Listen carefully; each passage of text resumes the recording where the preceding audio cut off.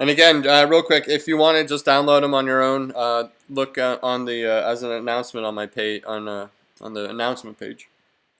Yeah, they're there. You can download them. Yeah, quickly agenda. I went over that, but the three things that we're going to go over are EOCs, Emergency Operations Centers, briefing, VIPs, and a case study on Haiti. So, okay, Emergency Operations Centers. We all know what that is, so I'm not going to get into it at all.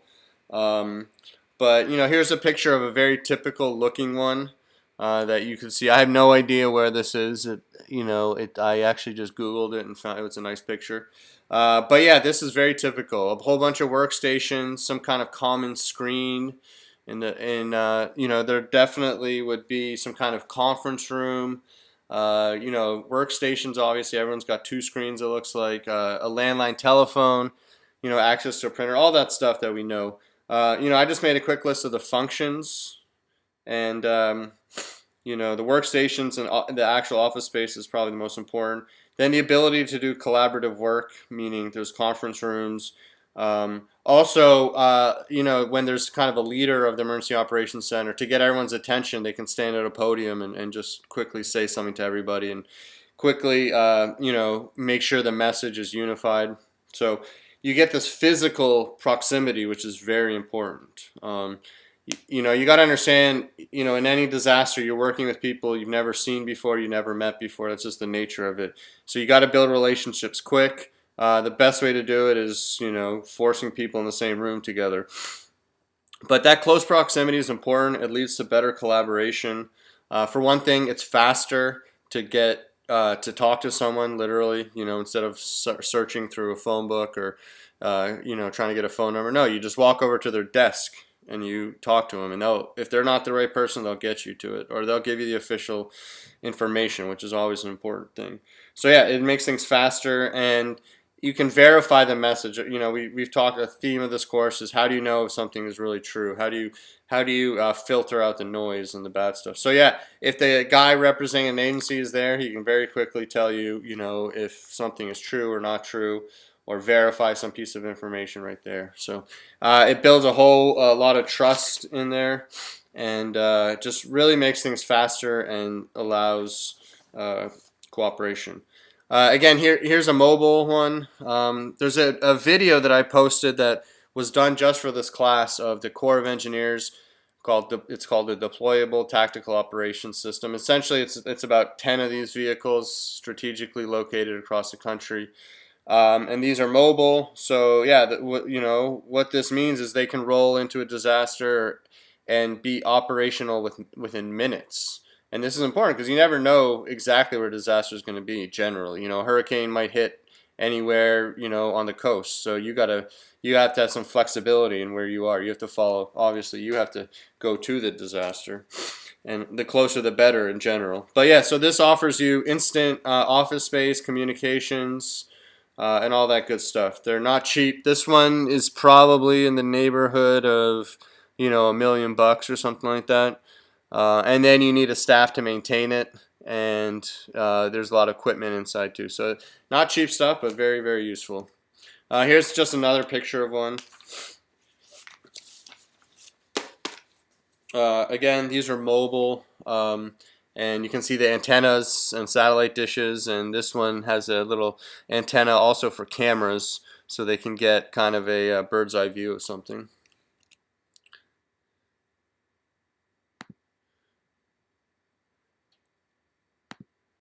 Am I still good? I just want to make sure. Everything's still good? Yeah, we're not seeing the PowerPoint Okay, anymore. yeah, I shut it off. Okay.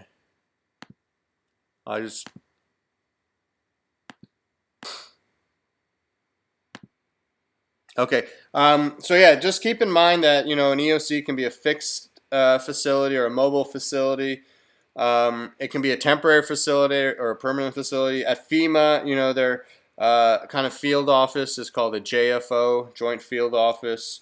That is always established after the disaster, unless there's already one open for something else, then they'll use it. But in general, it's established after. FEMA goes, they find a space, they rent it. They have these things called JFO in a box, which are just palletized office equipment, chairs, desks, so they can set up a JFO within, even within hours they can get something operational, and then within 24 hours they'll have, enough to accommodate probably about 100 people.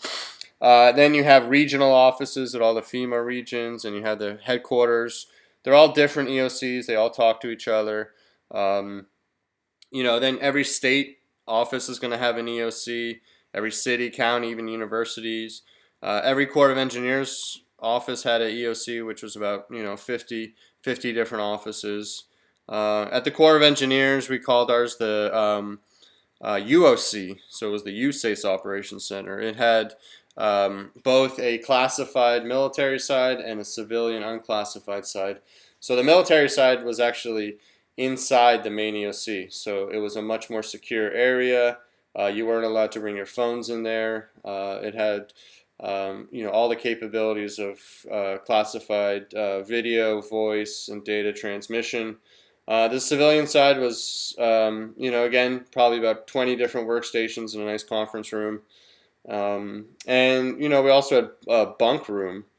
And that was because sometimes people are just working there so long and they can't get home, so they can just sleep in the bunk room instead of going home.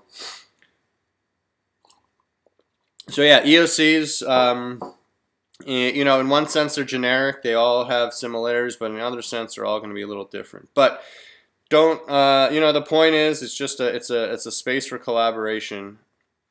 And I'll tell a story later that don't even think you need something fancy. I'll talk about Haiti, where we literally established a EOC under a tree because that's all we had. So don't think that you need something super fancy.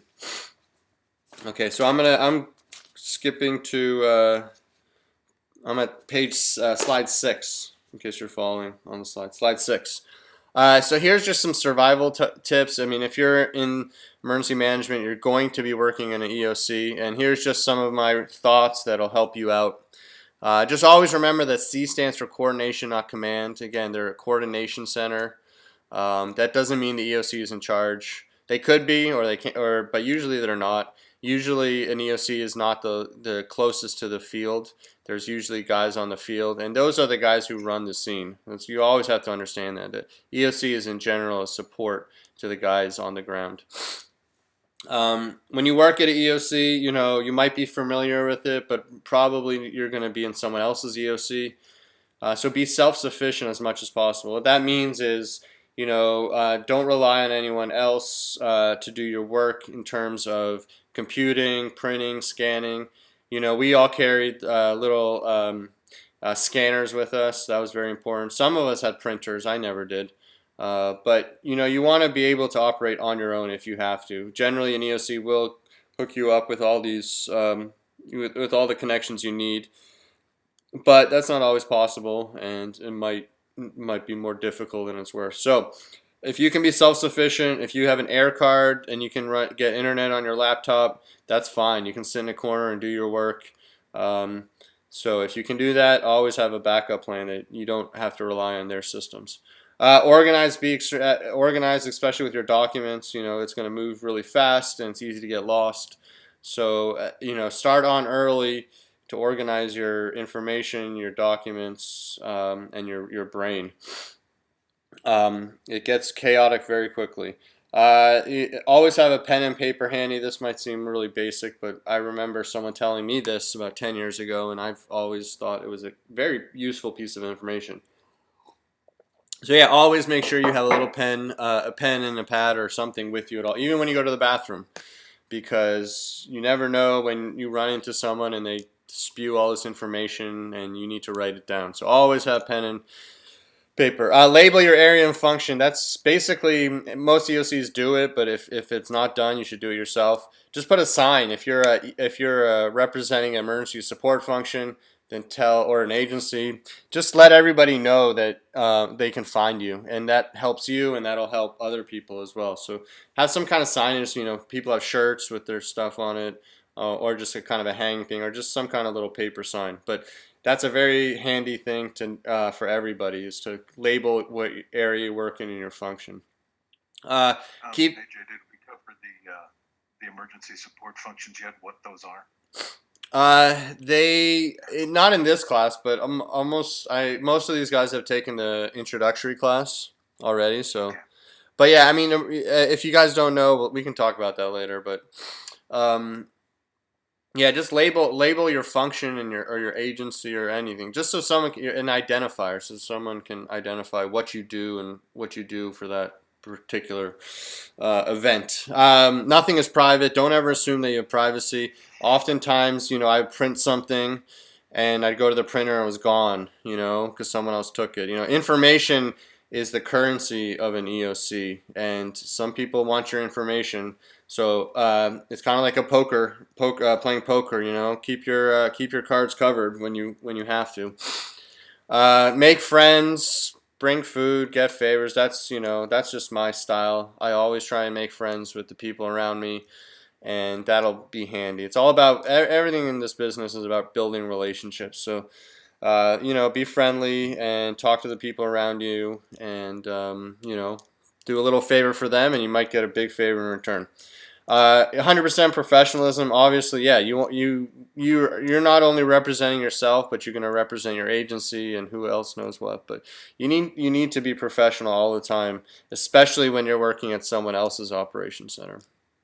And then lastly, yeah, always you want to avoid burnout, and I'm talking even short-term burnout. So make sure when your brain is not working that you go outside, get something to eat, get some fresh air, go for a walk or something. At EOC, you can be stuck in there for 12 hours and not leave the room sometimes. So make sure that you're taking care of yourself as well, because it's easy to get trapped in these environments. Okay, so that I'm gonna switch to slide 7 and just quickly talk about briefing senior leaders. This is a thing that happens often in an EOC. So I'm just going to give you a couple of my thoughts on what to do and what not to do. But yeah, obviously your format is very important, and the exercise this week is exactly that. Don't think that there is a standard briefing format for anything. No, uh, it really depends. In general, like in life, a picture is very valuable. Visuals are very valuable for most people. Some people not, but use a lot of visuals. Don't be tied to PowerPoint. A single map can be very useful. So again, your exercise is basically to brief the president, and the briefing is a map, and that's a very realistic type thing. So always, be cognizant of how you're going to present it, and make sure uh, whatever you do, that you have some kind of way to distribute that. Because no matter what you do, someone afterwards is going to ask you to send it to them or that. So have paper copies or a digital copy they can distribute quickly. So yeah, just that's all I'm saying is, like, think about what kind of format and make sure it makes sense. Never write when you're doing a briefing. Never use paragraphs. If you're using bullets, that's okay. But senior leaders want big picture stuff. So don't provide too much detail. Don't use these super busy slides. A good strategy is you have your main brief, and then you have a whole bunch of slides that you wouldn't show, but in case someone asks a question on that, you could pull up that slide. It's called backup. So yeah, always just think big picture stuff, but if they want the details, you can have that available. Next, one briefer, one observer. This is important when you're briefing a senior type person. Usually the guy who knows the most shouldn't brief. In my opinion, what they should be doing is actually observing the senior leader, because you can learn a lot from their body language, from their reaction, whether they're simply paying attention or not. So I always tell that to people. The person who briefs doesn't necessarily have to be the most knowledgeable person. And that one can kind of be, if the briefer doesn't know, they can turn to the other person. I'm calling them an observer right now, but it's important that someone is kind of monitoring the situation, because when you're up there briefing, it's kind of like being on stage sometimes, and you just forget everything around you. So if you can. Always have someone observing, who's receiving the briefing, because you can get a lot of information from that. Follow up on everything. If anyone asks you a question or wants some information, write it down and make sure you get it to them later. If you can't get it to them immediately, just follow up on everything. Don't leave anyone hanging. And then lastly, no bullshit. Don't. If you don't know the answer, say I don't know. Just don't ever say something. Just because you're embarrassed or you're anxious or you want to make someone look good or not. Just if you don't know it, say you don't know it. Be honest. Okay, so the last thing I'm gonna do is a case study on my experience in Haiti.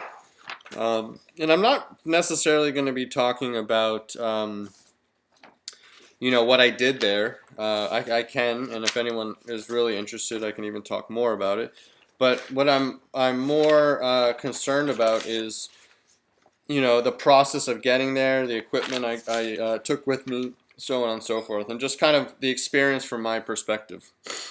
So, I'm gonna switch back to the hangout in a sec, but just keep this picture in mind. This is one of the many refugee camps, or not refugee, but displaced person camps, and just look at the conditions there. All you have to protect you is maybe a tarp. I don't see any bathrooms there. I don't see any cooking facilities, and all I just see is a lot of people living in very close proximity, and it's not pretty. So just keep that in mind as I'm talking, and I'll get back to that.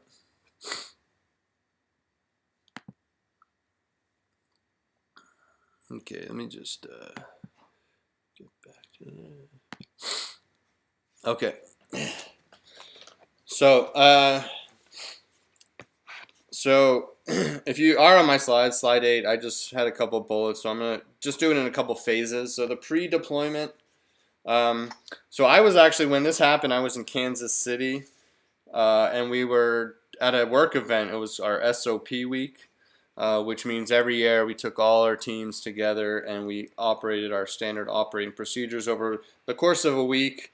And so it was, we're doing some preparedness stuff. And it happened probably, I think, in the early evening, if I recall correctly. And all of us got our alerts. I had my USGS alerts set up, so my BlackBerry started buzzing, and immediately what we did, we turned on the TV, and I just remember seeing the Port-au-Prince kind of engulfed in a cloud of dust. So you couldn't even see what was going on, but that we knew it was bad when we saw that. And we never even thought. I mean, honestly, I didn't think of Haiti having hurricanes and stuff, and I had been to Haiti about 2 years prior. But yeah, having an earthquake in Haiti was kind of a surprise to us.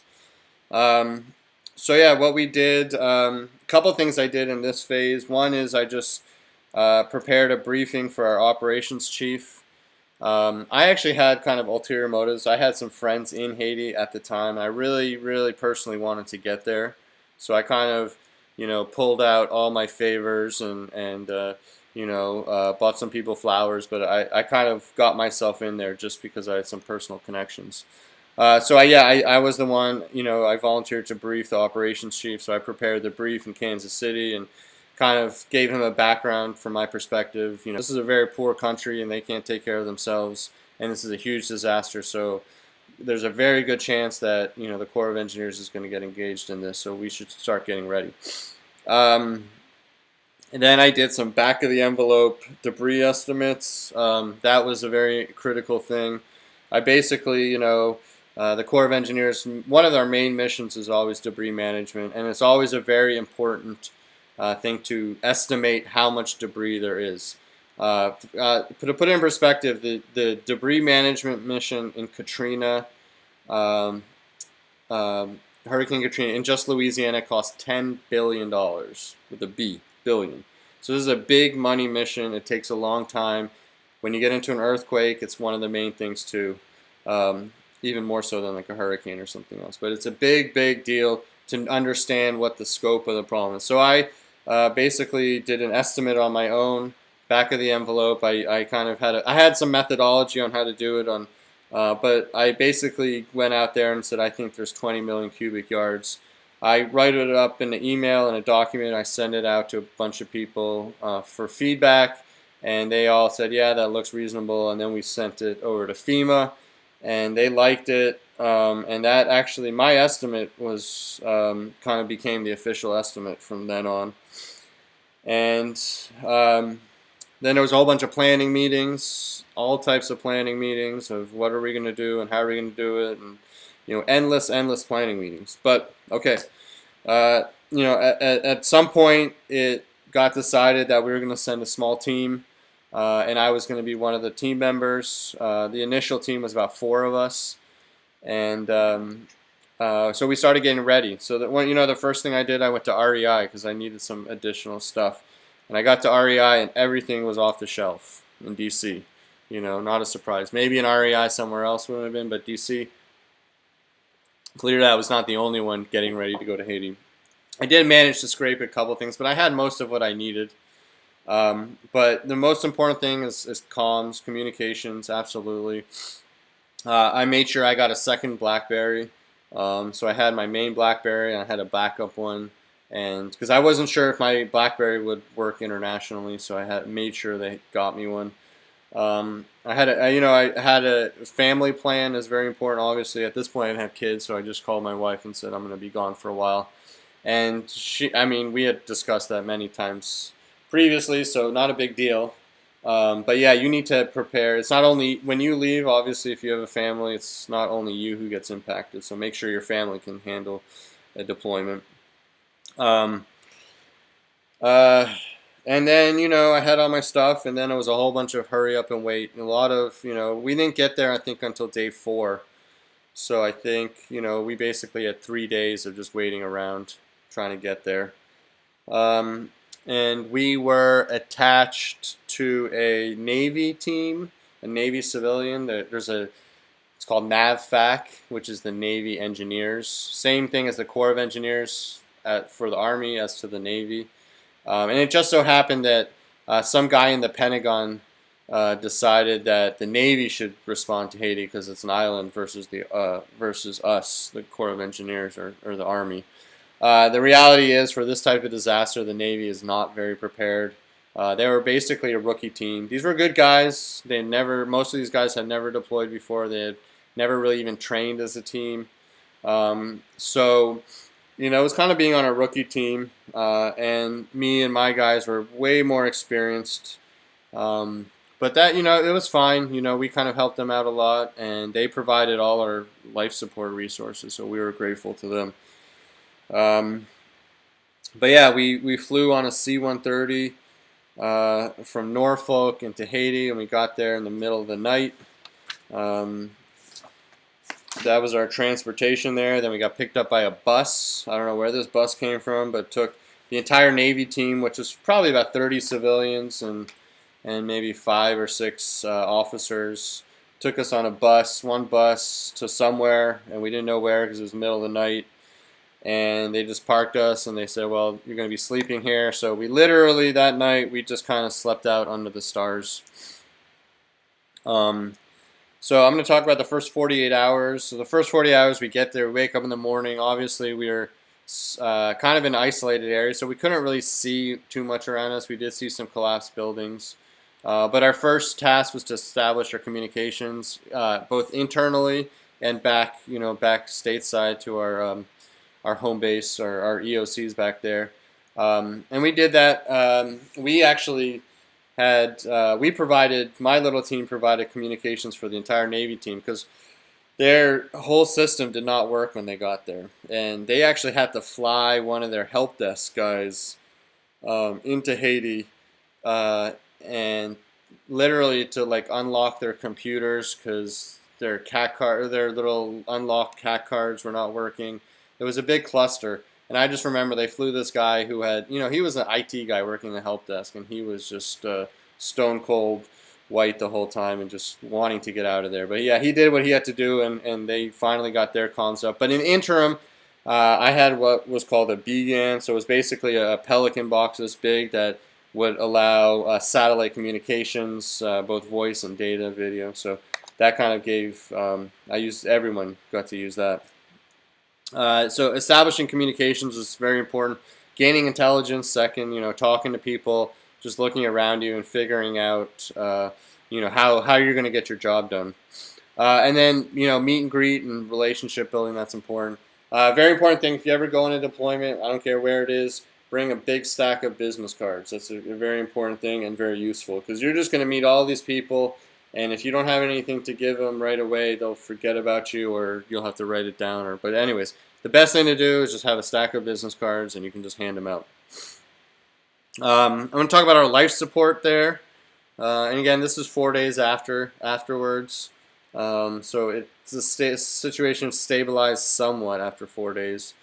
But our living quarters, again, we first slept under the stars. That was our first.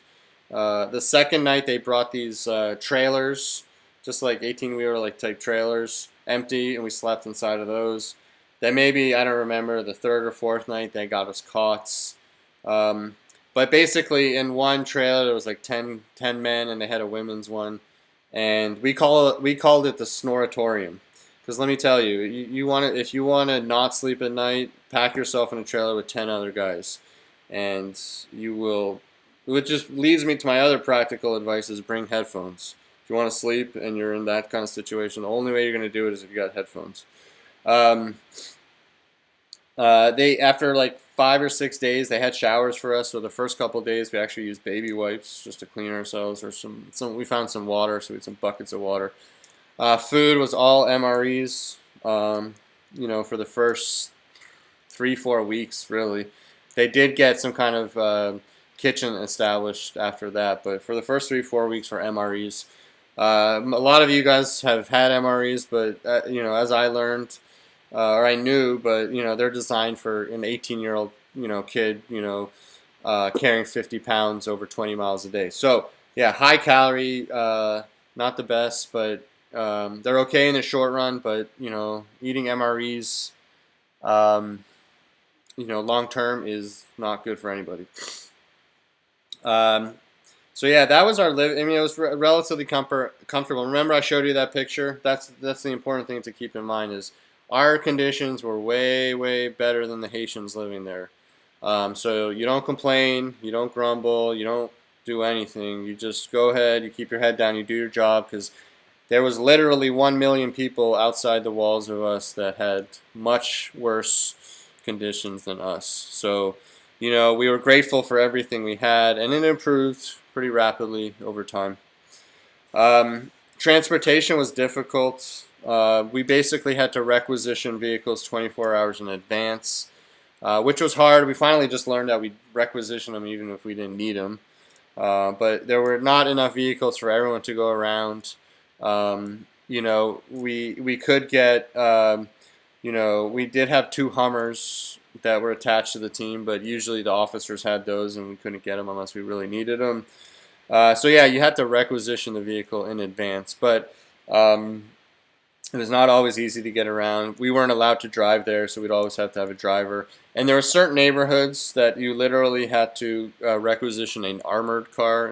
It's armored civilian-looking SUV that came from the embassy, which, in my opinion, was a big joke because it wasn't necessary. But certain neighborhoods require that. Or you'd have to have a security escort, too. The equipment I brought with us, I just made a quick list of the most important things that I brought with me. 1 is my laptop. 2 is that communications Pelican box, which we call BGAN, satellite communications. I had 2 phones. One, my main phone, and a backup phone. I had GPS. I had a digital camera. This is I remember one guy had the first Apple smartphone at this time, but this was generally pre-smartphone. I had a tablet, which iPads did not exist back then.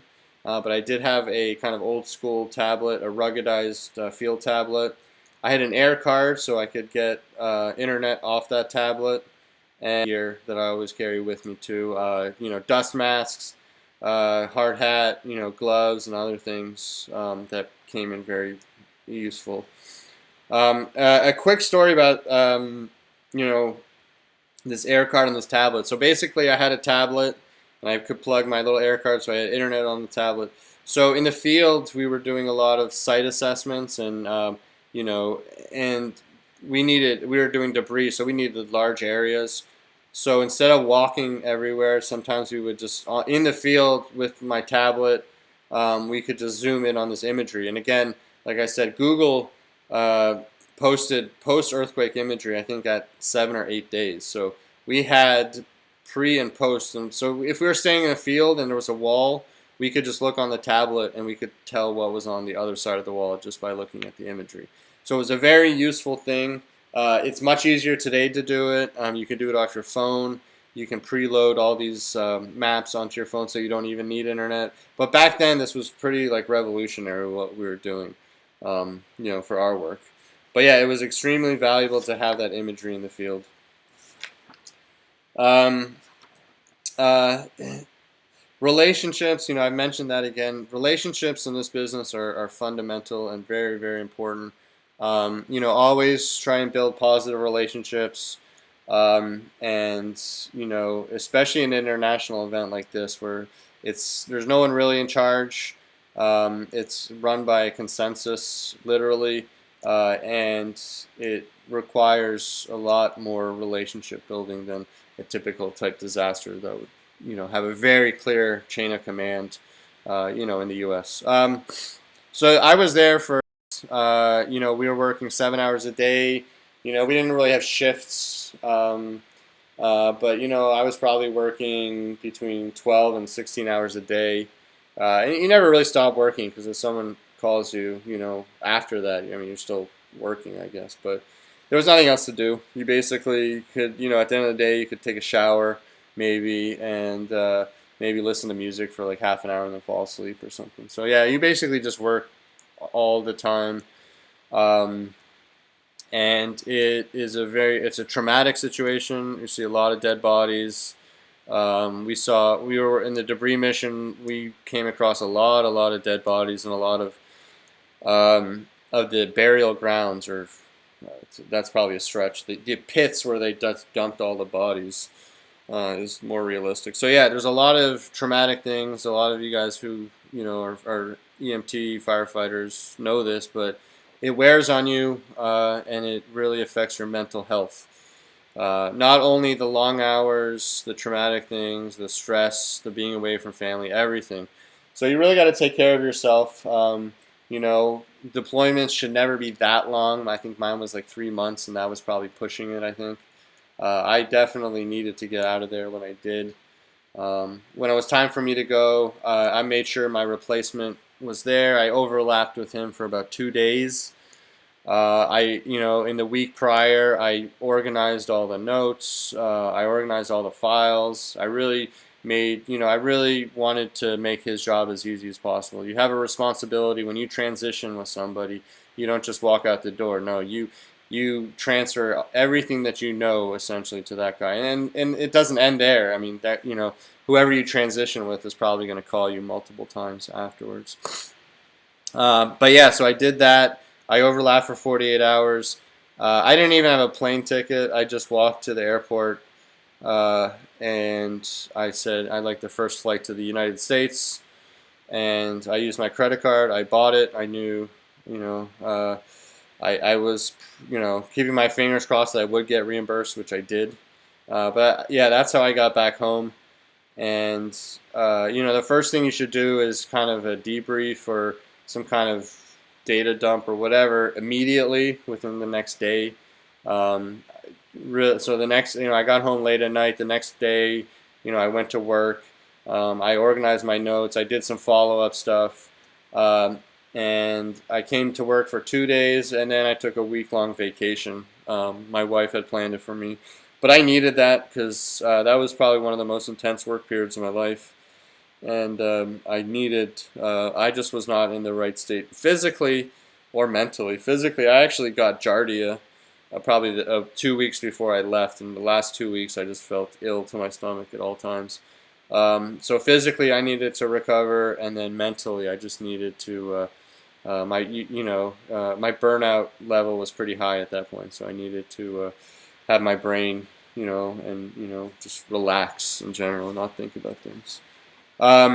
So the Corps of Engineers mission there lasted well over a year. I was there for the first 3 months. I still was engaged throughout the whole thing. As much as I could, I supported those guys who were down there because I knew the challenges they faced. So, I told them, hey guys, call me any time of the day and I'll help you out. And I did. And most of the other people did too. So, you don't end just because you get home sometimes. You still have a lot of stuff to do. Yeah, it was a very rewarding experience. Most of my career I've responded, domestically, through FEMA or the Corps of Engineers or official channels. This was different in the sense that it's not our country, so we don't really have the accountability is not really there, and the attitude we'd have in the U.S. in a disaster is anything short of 100%, of our goal is failure. When you get into an event like this, it's kind of like, well, whatever you do is better than what they have. So it's a very different mindset. You obviously don't. You have about a tenth as much money as you needed. We estimated that debris mission was going to cost $1 billion, literally $1 billion, and they gave us $10 million. So you can imagine, what we're thinking that we have 0.01% of what we need. But you do what you can with what you have. In that specific case, they did about 6 months later. They got about $350 million to clean up debris. So yeah, they got. I think all told, they probably got about half as much money as they needed to do the whole job, which for that type of event is pretty good. In such a poor country is a pretty good thing.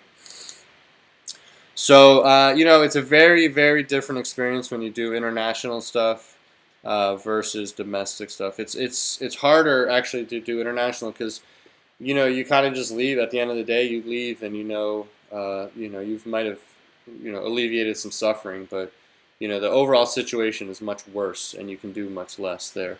Domestically, you have a bigger sense of satisfaction in accomplishing your goal, and you're obviously much better resourced to do that. So it's a very different attitude and feeling and everything else that comes with it. But I generally enjoy both the domestic and international disasters. I can't say that I like one better than the other. They both have their advantages. I always say that on the international events there's no rules but no money. On the domestic ones you have all the money in the world but a million rules. So pluses and minuses to both. Haiti was a very safe place. There was some security concerns, but there was no concern for the team's security. We didn't know what we were getting into, but once we got there, we figured out that the entire country was extremely welcoming, and my team never really had any security incidents whatsoever. So we felt very safe the whole time. And if you don't, obviously that makes a difference too. That's going to add a huge amount of stress, and security requirements are going to just change everything. So yeah, that was my experience in Haiti. I'm just going to read some of these questions. Janelle, yeah, I see your question. There was hundreds of thousands of people there. In the initial 3 months, most of the people were either civilian or military from the U.S., UN, and France were kind of the biggest countries. Canada had a big presence too. But almost every country was represented, usually through the UN. So civilian volunteers, I didn't come across too many. There definitely are a lot of church groups. They come later. There's some search and rescue groups that will show up that are volunteer. But generally, like the influx of volunteers comes later once things have settled. After a month or two. But yeah, most of the people there immediately were paid professionals. I'll say that. Yeah, Kevin, you were there too. Do you have anything to say about it? You pretty much hit home. When you got there, you're not ready for the devastation that was there. But we went there as a group with the Air Force Cross Section team, and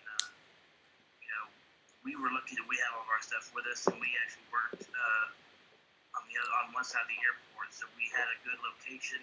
Like I said, we did the airlift, and then I got back here just in time to hit to experience Snowmageddon. Yeah, I remember that. Yeah, I talked to my wife, and it was nice. The weather was nice down there, but I was missing that 2 feet of snow that DC was getting. But yeah, thank you, Kevin. I appreciate that. Yeah, there was a lot of people there. So I mean, there was an aircraft carrier. There was all types of, aircraft carrier alone is thousands of people. So yeah, the embassy. We were located right outside the embassy, and actually, that's one thing I skipped over. Our workspace. We actually had 3 people to a cube in the embassy, and that was actually very good. Most people were stuck in some kind of tent or whatnot, but we lucked out that we 3 of us should share one cubicle, and it was very comfortable. And we'd sleep in the cubicle often too, or one of us, because it was much quieter than that trailer. So we got lucky there. But so yeah, I just want to open it up to any questions. If anyone has any questions, if not, we'll just end. It's 9:49. I definitely want to keep you, past 10. So. The only question I have is the establishments of like the virtual VOCs, have they made like recovery efforts and like on-site efforts easier? Obviously, they probably evolved a lot more over the years, but from like the first experience to what they Yes. were. Yeah, it's we called it reach back. It was incredibly important to have virtual support for the guys on the ground, and it's important everywhere. So, some examples, we would, we didn't know how much it would cost, or to build a landfill. So we would basically write up like it was called an RFI, and it would just be a question, and we'd send it back to the operations center, and they would farm it out. Corps of Engineers has lots of engineers, and they had some guys who are experts in building landfills, so they gave us some cost estimates and some time estimates. When I was working the Indian Ocean tsunami in 2005, the guys in the field would collect the data, and they'd send it back to an operations center back in the States. And because it was 12 hours, it was exactly day-night switch. So when they woke up in the morning, all the data they had sent back was processed, meaning all the pictures were put on a map. They took pictures of like bridges that were out and made into a nice readable format. So yeah, having a virtual presence is very important, obviously, with today's technology. But yeah, it's you don't need, like I said, you can have your EOC under a tree. So don't think you actually need a physical, tangible space to have an EOC. It can be anywhere, and it can be 100% virtual if needed. Thank you. Okay. Any last questions?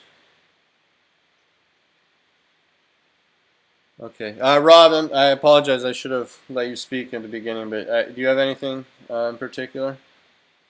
Maybe you want to talk about some event that you've spent time in an EOC or a field EOC, perhaps. Sure. There is one thing that I'd like to show everybody, and with off the shelf technologies. So I'm going to share my screen real quick, and I'll keep it short. I know everybody's busy. Okay, are you guys able to see my screen? Yeah, I see a Google Earth background. Okay, so most phones now and almost all GPS units will have the ability to have a card or be able to transfer via Bluetooth tracks, as well as be able to indicate a set of icons. So what that does is allows large groups or large teams of people to go out in the wilderness or go out in a city or whatever during a disaster, turn their tracks on, and allow those tracks to be recorded, come back to the base of operations or the EOC, dump that information in, and you can display it on off-the-shelf technologies like Google Earth. And this is just an example of um, a federal operation I was on, which shall remain nameless, but all of the information that we collected, and there's hundreds of icons buried under there, meaning different things. What that does is not give real time, but near real time information back to the home organization or back to any group. And if you were able to link to that KML series of KML files via a server, you can have people all over the globe looking at Google Earth with this particular file set and be able to communicate incredible volumes of information. So when you're practicing with your satellite exercise and doing the things that you do, there are many things that the ground folks will be able to do and communicate via the satellite overlays. So that's really all I wanted to show is the ability to do that. It becomes a really big deal in the wildfires when you're out clearing buildings and the buildings aren't there, or if you're in New Mexico or Texas where they had those wildfires that burned complete towns to the ground and you have to go in and identify those houses. This works exceptionally well to put on your tracks and drop icons and pins. And that's really all I had. Yeah, something I can tell you after a hurricane, big hurricane or a big wind event, all the street signs might be gone. So navigating around the city might be pretty difficult. So yeah, GPS is a great tool. Can be extremely useful. So I mean, everyone's got it on their smartphone these days. Back in the day, you'd have to have a separate unit. I still carry a separate unit with me that allows me to upload those tracks like Rob talked about. But yeah, very hugely important. Absolutely.